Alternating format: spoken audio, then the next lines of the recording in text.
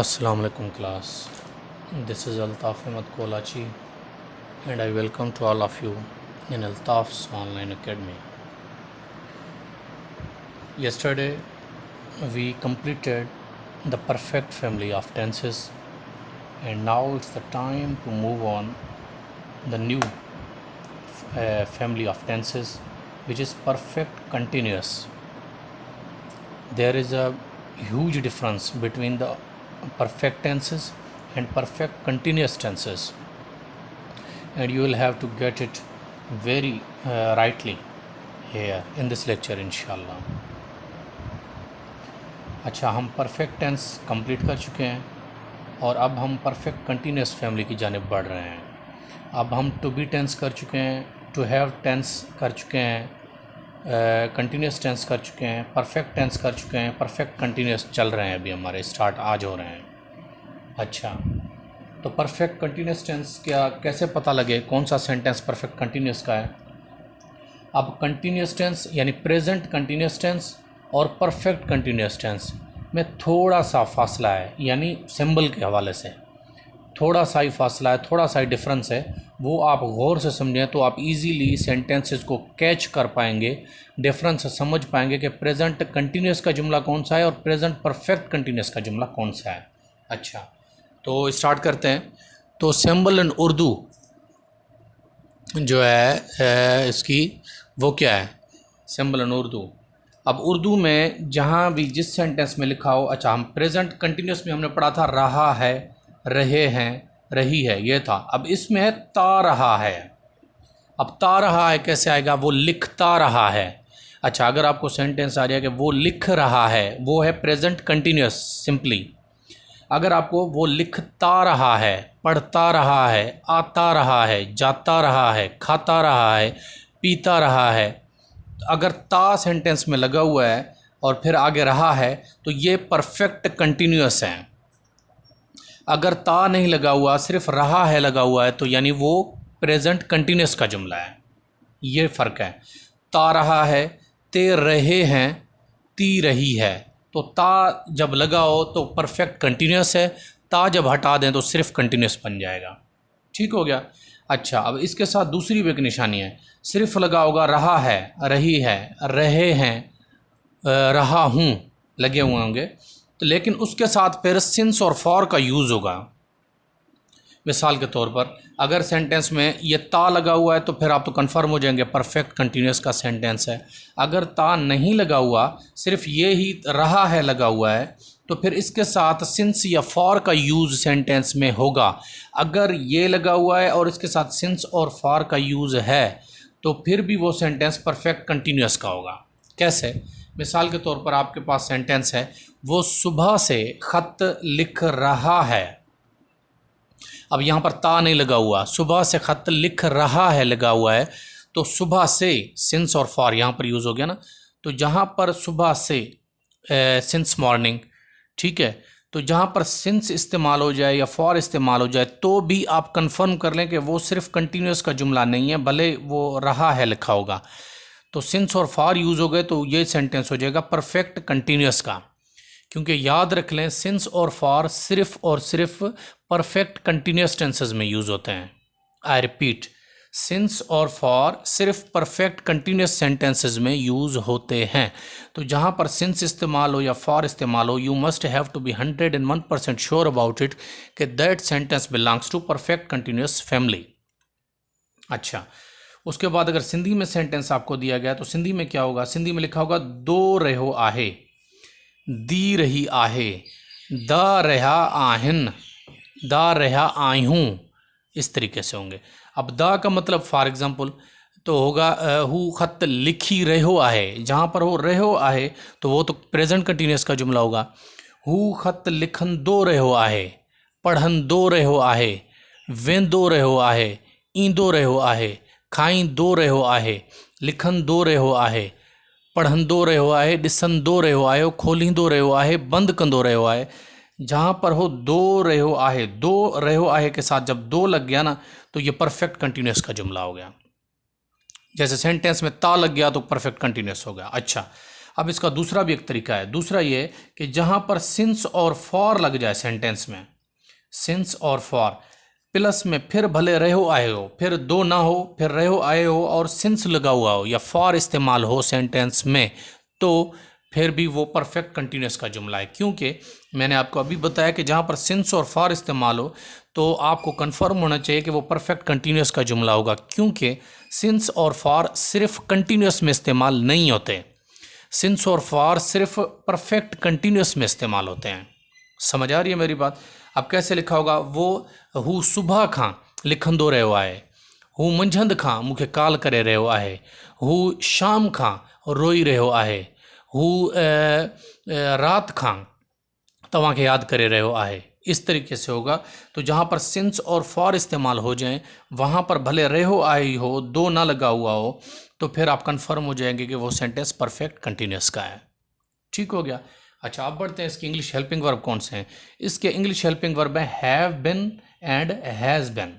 अब have been किन के साथ यूज़ होगा, जहाँ पर हम टू हैव पहले पढ़ के आ गए हैं, जहाँ पर हैव इस्तेमाल होता था यानी subjects I, we, you, they and plural noun के साथ जहाँ पर हैव इस्तेमाल होता था, यहाँ पर उसके साथ हैव बिन यूज़ होगा।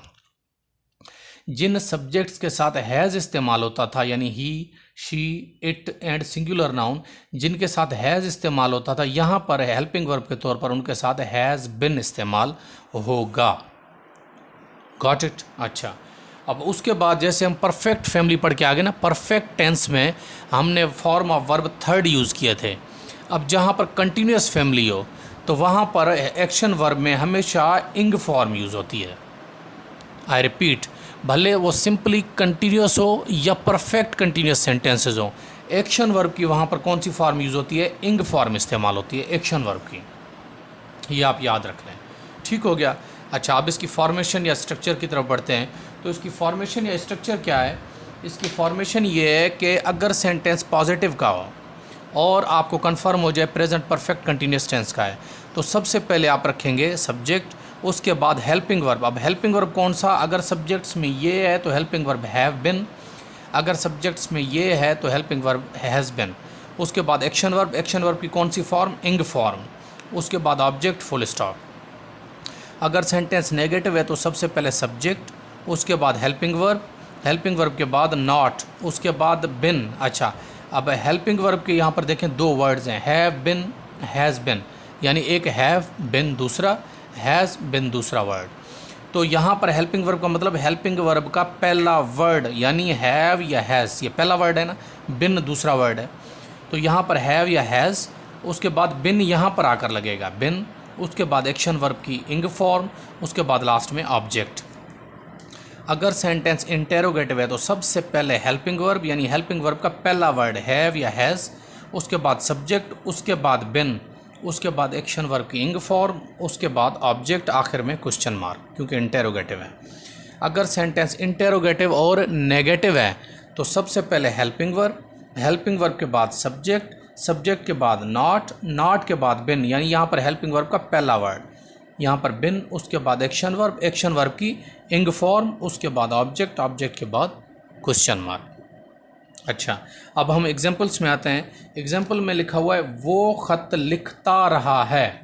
अब यहाँ पर आप देख सकते हैं लिखा हुआ है ता रहा है, वो ये देखें ता रहा है, ऊपर आप देखें ये लिखा हुआ है ता रहा है, तो निशानी या सिंबल मैच हो गई? हाँ, हो गई। अब दूसरा करते हैं, वो सुबह से ख़त लिख रहा है। मैंने आपको पढ़ाया सिर्फ अगर रहा है लिखा हुआ है और सिंस और फॉर का यूज़ भी आएगा उसमें। अब सिंस और फॉर का हमें उर्दू या सिंधी से पता नहीं लगेगा, हम जब कन्वर्ट करेंगे सिंस और फॉर का इस्तेमाल हम सीख चुके हैं प्रीपोजिशन में, कि जहाँ पर टाइम हो, पर्टिकुलर टाइम हो, पर्टिकुलर दिन हो, पर्टिकुलर डेट बताई जाए तो वहाँ पर सिंस इस्तेमाल होता है। यहाँ पर सुबह पर्टिकुलर टाइम बताया जा रहा है, सुबह से, यानी यहाँ पर सिंस इस्तेमाल होगा। तो आगे भले रहा है लगा हुआ है तो आगे इधर सिंस इस्तेमाल होगा, तो ये परफेक्ट कंटिन्यूस का सेंटेंस हो गया। अच्छा, अगर सिंधी में हम देखेंगे हू ख़त लिखंदो रहो आहे, ये देखें आप दो रहो आहे, ये देखें आप दो रहो आहे, सिंबल मैच हो गई? हाँ, हो गई। अच्छा, हू सुबह खां ख़त लिखी रहियो आहे, ये देखें सुबह खां यानी सिंस इस्तेमाल होगा यहाँ पर। लिखी रहियो आहे आगे आगे रहियो आहे, ये देखें सिंस या फॉर आगे आगे राज रहियो आहे, रहा आहिनि, रही आहे, रहा आयूं, ये सारे इसमें आ जाते हैं। तो फिर भी सेंटेंस परफेक्ट कंटिन्यूस का है। अच्छा, अब इसका एक और भी फार्मूला आपको बताऊं कि आपको सिंधी और उर्दू में से ही कैसे पता लगेगा कि ये कंटिन्यूस का है या कंटिन्यूस परफेक्ट कंटिन्यूस का है। ता लिखा होगा तो कन्फर्म हो जाओगे, दो लिखा हुआ है तो आप कन्फर्म हो, लेकिन सिर्फ रहो आहे तो आपको कैसे पता लगे। आप देखें कंटिन्यूस होता है यानी उसी वक्त का काम चल रहा हो, सिर्फ जैसे मैं ख़त लिख रहा हूँ, मैं उसी टाइम ख़त लिख रहा हूँ ना। अच्छा, अगर आज मैं सुबह से ख़त लिख रहा हूँ यानी ये काम अभी शुरू नहीं हुआ, शुरू सुबह से हुआ है लेकिन काम अब तक कंटिन्यूड है। तो जहाँ पर काम पहले शुरू हो चुका हो और अब तक कंटिन्यू जो हो वो परफेक्ट कंटिन्यूस होता है। जहाँ पर काम अभी शुरू हुआ हो और अभी की सिर्फ बात चल रही हो, जैसे मैं ख़त लिख रहा हूँ, खाना खा रहा हूँ, तो फिर आप कंफर्म हो जाइए वो सिर्फ़ और सिर्फ कंटिन्यूस है। सिंधी में भी ऐसे है, अगर सिंधी में तव्हांखे हुजे हू ख़त लिखी रहियो आहे यानी सिर्फ़ हाणे जी ॻाल्हि हले थी पई, रहियो आहे, त पोइ इन जो मतिलबु आहे त सेंटेंस सिर्फ़ु कंटिन्यूस में आहे। हू सुबह खां ख़त लिखी रहियो आहे यानी इहो कमु शुरू हाणे न थियो आहे, केॾी महिल थियो आहे, सुबह खां थियो आहे। त अहिड़े क़िस्म जो सेंटेंस तव्हां कंफर्म थी वञो, जेको कमु शुरू पास्ट में थियो हुजे हाणे ताईं कंटिन्यूड हुजे, उन खे चइबो आहे परफेक्ट कंटिन्यूस जो जुमिलो आहे उहो। होपफुली तव्हांखे ॻाल्हि सम्झ अची वई हूंदी। अच्छा, हाणे इन्हीं सेंटेंस के कन्वर्ट करूँ था इंग्लिश में। अच्छा, अब आप देखेंगे कि सेंटेंस पॉजिटिव है, सिंबल मैच हो गई। अब इंग्लिश में कन्वर्ट करें, पॉजिटिव का सेंटेंस है तो सबसे पहले पॉजिटिव में सब्जेक्ट हमने रखा ही, उसके बाद हेल्पिंग वर्ब। अब ही के साथ हेल्पिंग वर्ब कौन सा लगेगा, has been, he has been. उसके बाद एक्शन वर्ब की इंग फॉर्म, अब लिखने की इंग्लिश है राइट, अब इंग फॉर्म में आ जाएगा writing, he has been writing. आखिर में ऑब्जेक्ट अ लेटर। इसी सेंटेंस को नेगेटिव में कन्वर्ट करें तो सबसे पहले आएगा subject he, helping verb has पहला वर्ड, उसके बाद नॉट, उसके बाद बिन दूसरा आगे चल के आएगा बिन, उसके बाद एक्शन वर्ब की इंग फॉर्म राइटिंग, आखिर में ऑब्जेक्ट अ लेटर, ये राइटिंग अ लेटर, ये नेगेटिव में कन्वर्ट हो गया। अब जगह नहीं दी इसलिए मैं इंटेरोगेटिव का आपको यहीं पर बता रहा हूँ कि हेल्पिंग वर्ब सबसे पहले आएगा, यानी हेल्पिंग वर्ब कौन सा है, हैज़ पहला word, has subject he, been, writing a letter. Interrogative negative, has, he, not, been, पहला वर्ड यहाँ पर has, not, been, action verb writing, object a letter, आखिर में क्वेश्चन मार्क। ये आपका सेंटेंस कन्वर्ट हो गया। अच्छा, इसके साथ जो मैं 5 और 15 के लिए जो टेस्ट के लिए जो काम आगे लेके आया हूँ वो आज के हैं वर्ड्स एंड देयर सिनोनिम्स। मैं डेली बेसिस पर चेंज करता जा रहा हूँ, ठीक हो गया। अब वर्ड्स एंड देयर सिनोनिम्स में आज हमारा सबसे जो पहला वर्ड है वो है ट्रीचरस। अब ट्रीचरस वर्ड का मतलब क्या होता है, अब ट्रीचरस की माने होती है धोखेबाज, ठीक है ना। कोई धोखेबाज, चीटर, चीटिंग करने वाला इंसान, उसको ट्रीचरस भी कहते हैं। एक और टीचर नहीं, ट्रीचरस, ये आर है, ट्रीचरस। अब ट्रीचरस का एंटानम या अपोजिट मीनिंग वर्ड क्या होगा, फेथफुल या लॉयल। अगर वो धोखेबाज है तो वो क्या है, इसका धोखेबाज का अपोजिट क्या होगा, उलट मीनिंग वर्ड क्या होगा हमारे पास धोखेबाज का, वफादार, जानिसार, फेथफुल या लॉयल। अच्छा, तो ये ट्रीचरस की स्पेलिंग भी बड़ी इंपॉर्टेंट है, ये खास करके याद कर लीजिएगा, ये स्पेल करेक्शन में भी आ सकती है। अब दूसरा हमारे पास आज का वर्ड है अनफेयर। अनफेयर की माना होती है नाजायज़ या नाइंसाफ़ी। अब नाइंसाफ़ी का अपोजिट वर्ड, इसका एंटानम अनफेयर का क्या होगा, जस्ट या फेयर। अब अनफेयर जस्ट माने इंसाफ पर मबनी, फेयर माने जायज़ या इंसाफ वाला। उसके बाद हमारे पास आज तीसरा वर्ड है ट्रांजिएंट। ट्रांजिएंट का मतलब होता है आर्जी। जैसे हम कहते हैं this world is a transient abode, ये दुनिया एक आर्जी रहायशगाह है।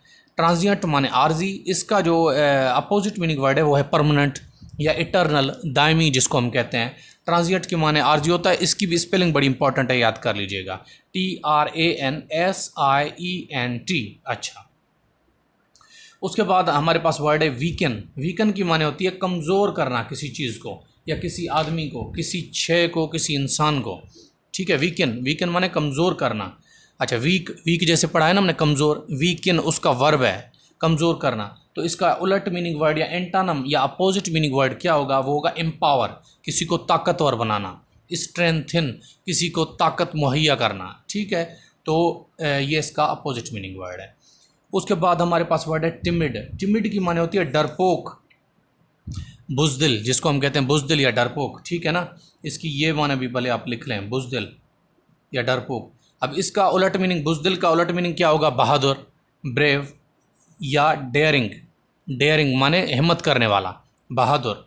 उसके बाद हमारे पास वर्ड है अपसेट। अपसेट की माने है उदास। हम कहते हैं ना, why are you so upset, तुम इतने उदास क्यों हो? अपसेट की माने है उदास। इसका उलट मीनिंग वर्ड है या अपोजिट वर्ड है या एंटानम इसका क्या होगा? काम, यानी खामोश, पुरसकून। रिलैक्स्ड, रिलैक्स्ड माना भी खामोश या पुरसकून, ठीक है। तो ये इसका उलट मीनिंग वर्ड है, अपोजिट है। उसके बाद हमारे पास वर्ड है विकेड। विकेड की माने होती है जालिम, बेरहम, ठीक है, जालिम या बेरहम। इसका अपोजिट वर्ड होगा अपराइट। अपराइट माने एक साफ़ सुथरा सीधा साधा सा इंसान जो जालिम ना हो। उसके बाद विर्चुअस माने नेक इंसान, ठीक है। इसका उलट मीनिंग यही है। आज का वर्ड्स एंड देयर एंटानम्स के सेक्शन में हमारा आखिरी वर्ड है अनसर्टेन। अनसर्टेन माने होती है गैर यकीनी, ठीक है ना। जैसे कहते हैं ना, he is an uncertain person, यानी ये गैर यकीनी शख्स है, इस पर यकीन नहीं किया जा सकता, माने एतबार करने के लायक ही नहीं है। तो इसका उलट मीनिंग वर्ड क्या होगा? कॉन्फिडेंट। वो कॉन्फिडेंट बात हो सकती है जिस पर हम कॉन्फिडेंट हो, आदमी हो सकता है, काम हो सकता है, कुछ भी। तो अनसर्टेन का अपोजिट होगा या एंटानम होगा कॉन्फिडेंट या रिलायबल। इनकी माने है काबिल भरोसा और अनसर्टेन की माने है गैर यकीनी। होपफुली ये चीज़ आपको, अनसर्टेन की स्पेल भी इंपॉर्टेंट है, CERTAIN। तो ये स्पेलिंग भी बड़ी इंपॉर्टेंट है, इसको याद कर लीजिएगा, ये स्पेलिंग में भी काम आपके आ सकता है। होपफुली आज का लेक्चर आपको समझ आ गया होगा। इंशाल्लाह इससे आगे हम नेक्स्ट लेक्चर में चलेंगे। Thank you very much.